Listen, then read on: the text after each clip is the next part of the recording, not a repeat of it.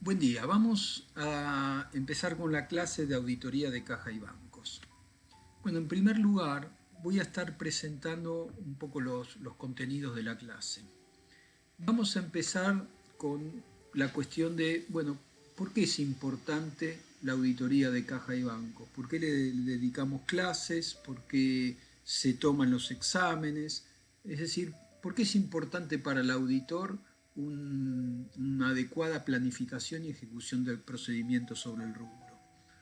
¿Qué partidas integran el agrupamiento? Nos vamos a meter después con la evaluación de riesgos, cuáles son los riesgos inherentes y de control del rubro, y las principales afirmaciones y qué procedimientos vamos a estar planificando, que normalmente son habituales, son repetitivos, para poder comprobar esas afirmaciones. Por último, y ya en un segundo módulo, como para que los módulos no sean tan pesados, nos vamos a detener en los dos procedimientos principales para el rubro, que serían los arqueos de recaudaciones a depositar y fondo fijo, y también cómo armamos o revisamos más bien las conciliaciones bancarias. Bien, vamos a las cuestiones generales y de planificación del componente. Fíjense que acá, digamos, caja y bancos plantea una paradoja. En términos estáticos, como podemos ver por aquí, el rubro es poco material en, digamos, en la foto estática de una posición patrimonial en un cierre. Diríamos que no suele pasar más del 5% del activo total de una compañía. Sin embargo, los auditores planifican y ejecutan una amplia batería de procedimientos para comprobar las afirmaciones. Esta paradoja de caja y bancos no es tal, porque digamos que caja y bancos participa de los dos grandes circuitos administrativos de una compañía. ¿Se acuerdan que habíamos visto que uno puede establecer distintos subcircuitos de control interno? Pero digamos, grosso modo, los dos grandes circuitos de la compañía son ventas, cuentas por cobrar, cobranzas, depósito integral de la cobranza y su contracara, que es la detección de una necesidad de un servicio o de un determinado bien, la compra, el ingreso de ese bien o servicio, la autorización para el pago, la planificación de esos pagos y la emisión del cheque y el correspondiente pago. Con lo cual, digamos que la caja termina siendo, digamos, en la actividad operativa y transaccional de una compañía, termina siendo el cierre de los dos grandes circuitos.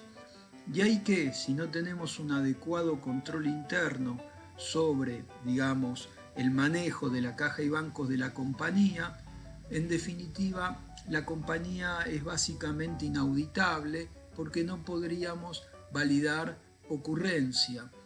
Es decir, no podíamos confiar en, digamos, los registros contables en materia de ventas, costo de ventas y gastos. Bien, integración, las partidas que integran el rubro.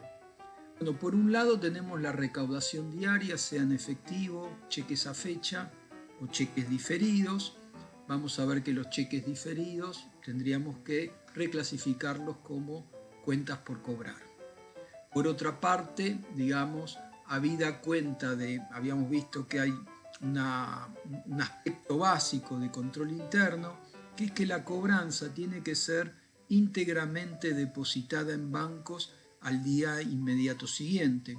De ahí la necesidad de generar una caja chica o fondo fijo para atender a los gastos menores y que no haya que pasar por todo el circuito de autorizaciones de valga la redundancia, del circuito de compras, cuentas a pagar, pagos.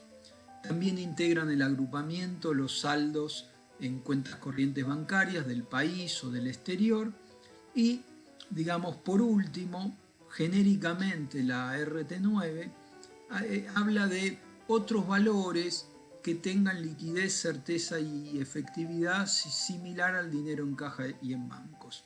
Entonces, ahí volvemos a lo que les mencionaba recién de los cheques diferidos o postdatados. Un cheque a 30 días no tiene la misma liquidez que un cheque a fecha o que la plata en bancos, con lo cual un cheque a 30 días, al no cumplir con la condición de liquidez, no puede estar integrando el agrupamiento de caja y bancos. Y la certeza y efectividad tiene que ver con la aceptación por parte de los agentes económicos de esos valores como medio de pago. Si yo, por ejemplo, quiero pagarle con patacones o con otra pseudo moneda de las cuales supimos tener, bueno, ustedes normalmente no me irían a aceptar que les pague con patacones, con lo cual los patacones no pueden integrar el rubro de caja y banco.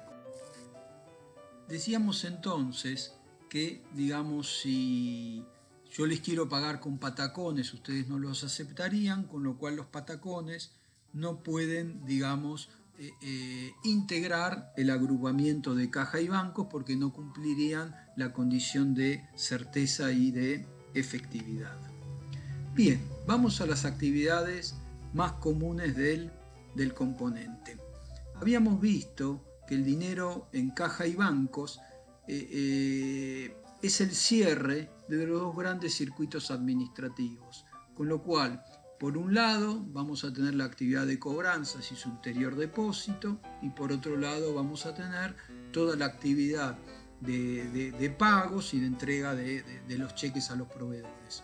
Desde un punto de vista más bien de administración financiera, sobre todo en un contexto inflacionario, el planeamiento financiero de los recursos y las necesidades de financiamiento, o sea, detectar si hay estacionalidad, los periodos en que vamos a tener una necesidad de financiamiento para ya ir consiguiendo las líneas de crédito, o su contracara un poquito más dulce, que es si tenemos excedentes de fondos, cuál es la mejor manera de invertirnos y ver si podemos subirnos por arriba de la inflación o por lo menos tener algún tipo de defensa. Bien, vamos a empezar a trabajar los riesgos. En materia de riesgos inherentes, la verdad es que para caja y bancos no son muy relevantes. Habría básicamente dos básicos. Uno es cuando la compañía trabaja con muchas cuentas bancarias y hay gran cantidad de firmas autorizadas. Y el otro tiene que ver con las cobranzas, o sea, cuando hay entidades donde gran parte de las cobranzas se realiza mediante transferencias o pagos electrónicos y la compañía no ha arbitrado los medios para poder identificar los clientes a los que corresponden esas cobranzas. Riesgos de control. Acá sí, la práctica profesional es bastante más fácil que los ejercicios de auditoría que ustedes, digamos, van a encontrar en los prácticos y en los exámenes, porque normalmente o las compañías tienen un adecuado control interno o son directamente un desastre. De ahí que una primera separadora de aguas sea la estricta separación entre los circuitos de ventas, cuentas por cobrar, cobranzas, depósito en relación al de pagos. Entonces, hay algo que se da bastante frecuente en la práctica, digamos, profesional, que es que las pymes suelen, digamos, no tener esta separación de circuitos, con lo cual el dueño recibe un cheque, separa por ahí algún valor para ir a la verdulería, viene un proveedor, le entrega algún otro valor, ese valor puede ser a fecha o puede ser postdatado, con lo cual esto es un descontrol. Ello no significa que cuando no están estrictamente separados no puede haber control, pero hay que trabajar mucho más, o sea, hay que establecer un régimen de cuentas de movimiento, determinadas planillas control para poder tener un seguimiento de todos aquellos valores que, si bien fueron recepcionados en tesorería o en la caja de la compañía, después salieron directamente con destino a algún proveedor o al propio dueño de la compañía. Obviamente que esto en la práctica no sucede.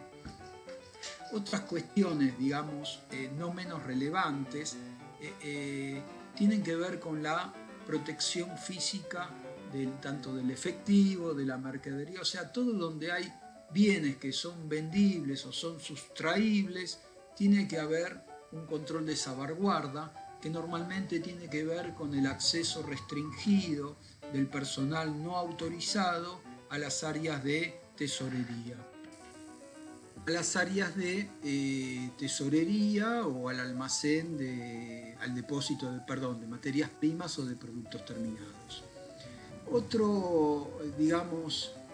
Otra falla de control bastante habitual en las compañías es que muchas de ellas por ahí tienen establecido un sistema de fondo fijo o de caja chica al que está asociado una política de rendición periódica, sea, no sé, con una frecuencia quincenal, mensual. Normalmente la frecuencia tiene que ver tanto con la cantidad. Ustedes saben que ahora hay inflación y por ahí los fondos fijos que se establecieron en su momento, por ahí no alcanzan, con lo cual o se aumentan los fondos fijos o se aumenta la frecuencia de rendición de los mismos. Entonces hay veces que están establecidas estas políticas, pero en rigor de verdad, para eso hacemos pruebas de cumplimiento, no se cumplen, con lo cual es bastante frecuente encontrarse cuando uno hace un determinado arqueo de fondo fijo que aparecen comprobantes que tienen fecha de 3-4 meses atrás, con lo cual va de suyo que ese fondo fijo no se rindió desde hace por lo menos 3 o 4 meses.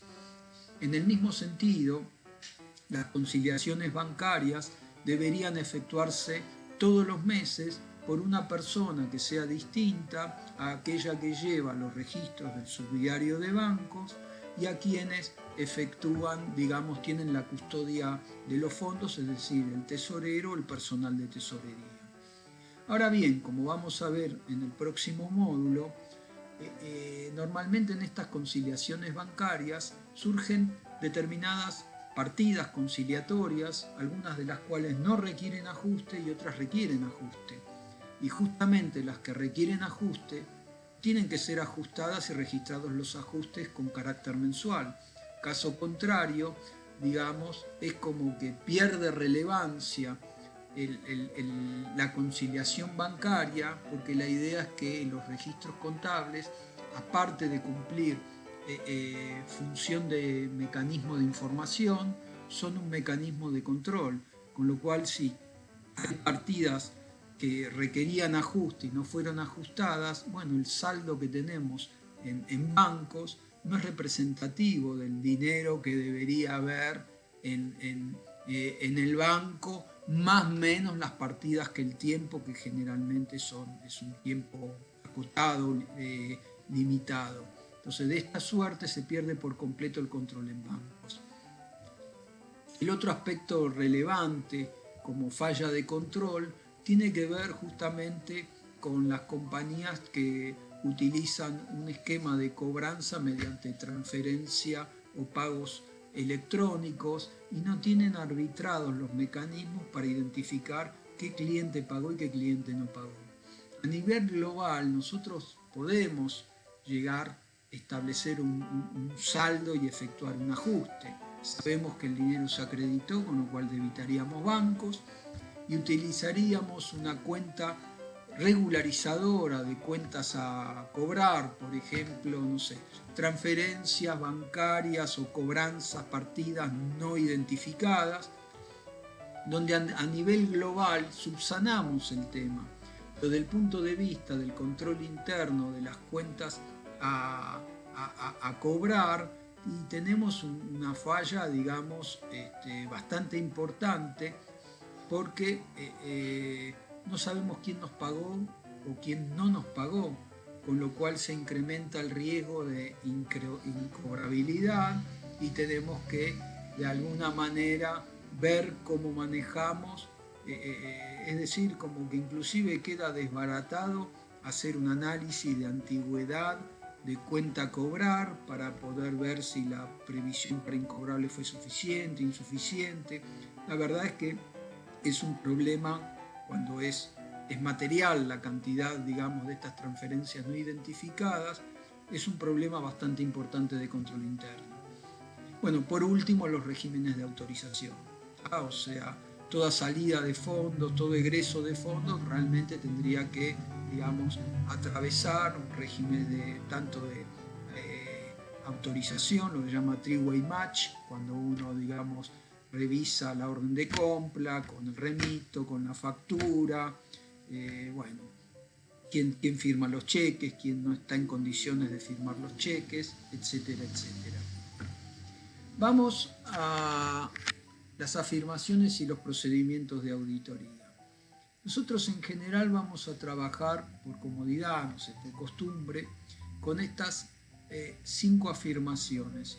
Si ustedes van al libro, digamos, de Schlosse, se van a encontrar con que la autorización, la existencia y la propiedad están, digamos, agrupadas en la información, en la afirmación de veracidad.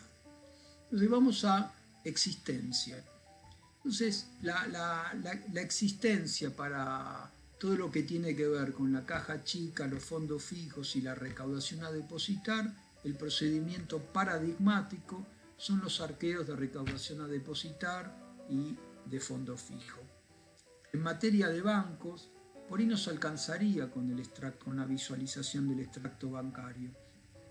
Sin embargo, se suele circularizar a los bancos, no tanto en relación con los saldos del agrupamiento de caja y bancos que nos ocupa, sino más bien para tratar de identificar pasivos omitidos o condiciones omitidas. Es decir, si aparece algún préstamo o alguna prefinanciación de exportaciones o algún préstamo que la compañía no registró, o bien alguna condición que no registró, es decir, si hay una prenda, hay una hipoteca o hay una restricción a la libre, un embargo de una cuenta corriente bancaria y de repente esos fondos no disponemos de los mismos, con lo cual circularizar los bancos siempre se debe hacer, no tanto por caja y bancos, pero sí para, digamos, con un complemento.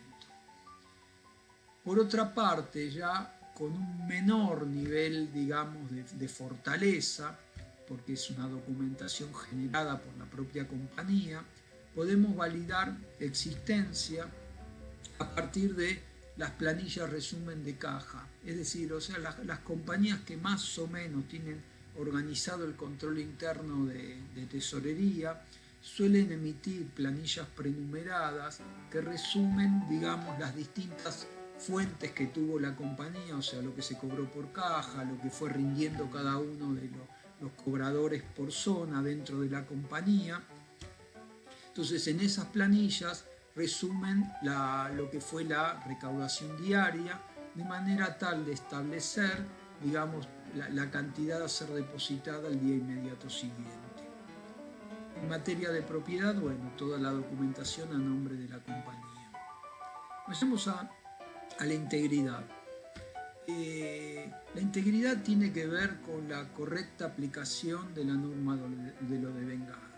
Es decir, que todas las transacciones que corresponde que estén ingresadas en el periodo que se está auditando correspondan a dicho periodo, y las que no tienen que estar porque corresponden al periodo inmediato siguiente, que no estén y sean consideradas en el periodo inmediato siguiente.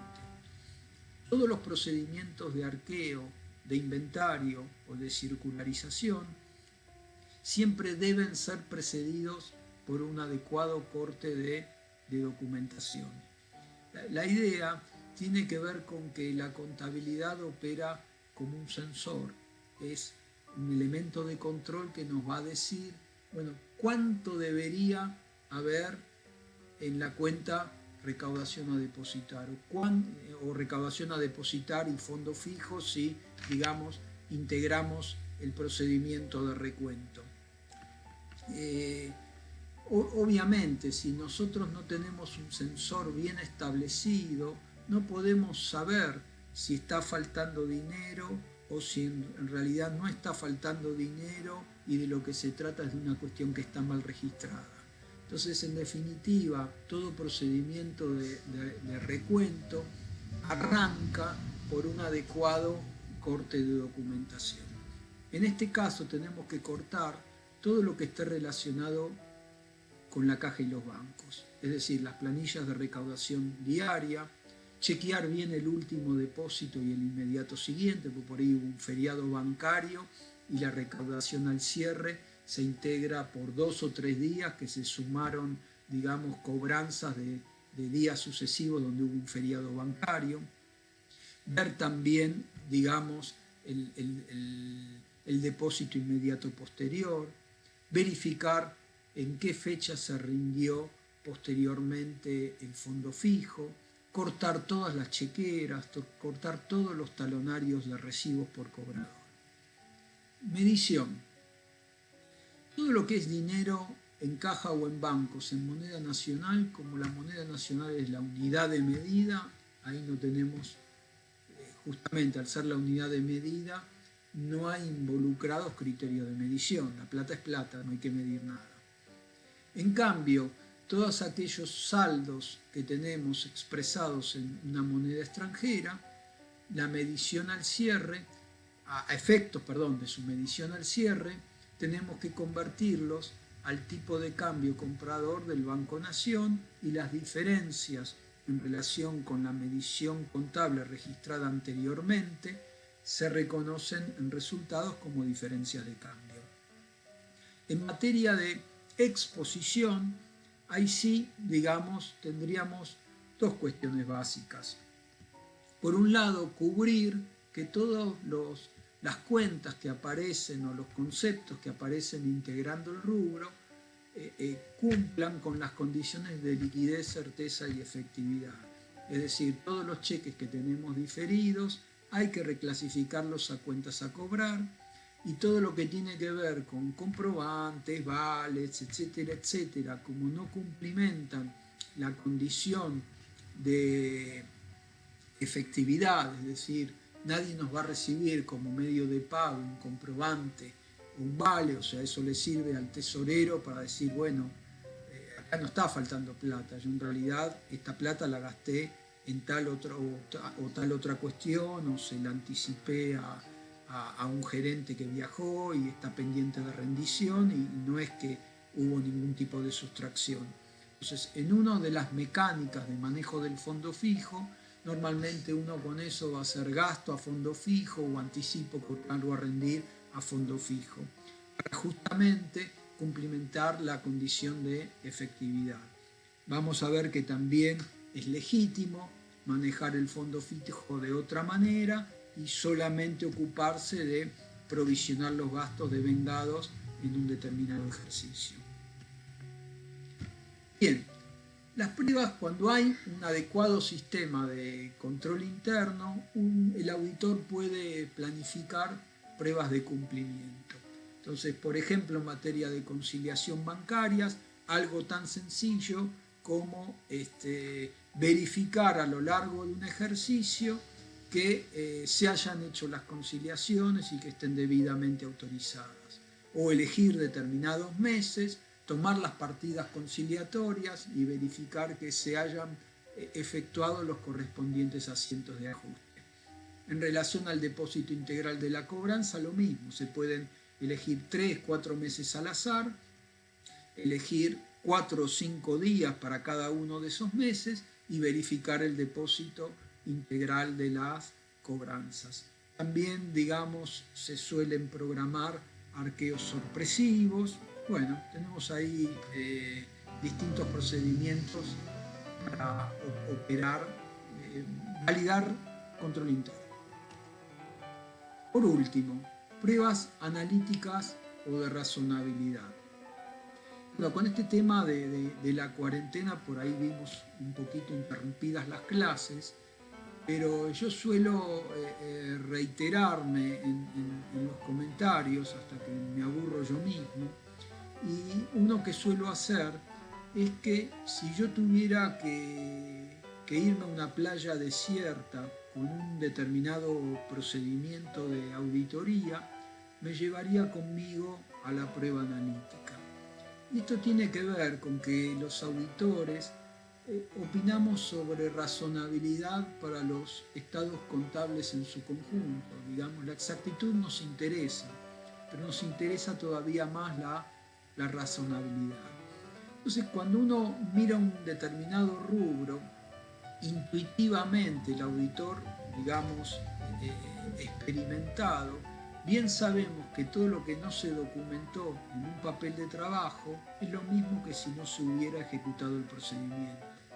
Sin embargo, intuitivamente el auditor, con alguna experiencia, lo primero que hace cuando mira un determinado saldo es hacer prueba analítica, es preguntarse por su razonabilidad, ver si ese saldo, de acuerdo a lo que conoce del negocio, de la época del año en que lo está validando, es una partida, es razonable, es lo que uno tendría que esperar en relación a ese negocio, o por su monto o por la naturaleza de la partida constituye una partida inusual o inhabitual, y uno tiene que ir a preguntar. La idea es que no se nos escapen los elefantes. Todo esto que uno hace intuitivamente, obviamente tiene que volcarlo a los correspondientes papeles de trabajo. Bueno, con esto terminamos esta parte del módulo de caja y bancos y vamos a armar, para que no sean tan largos los módulos, un módulo donde vamos a trabajar la temática de cómo armamos y registramos y cuáles son los ajustes prototípicos en un arqueo de recaudación a depositar y de fondo fijo, y en hacer lo propio con las conciliaciones bancarias. Bueno, seguimos en el próximo módulo.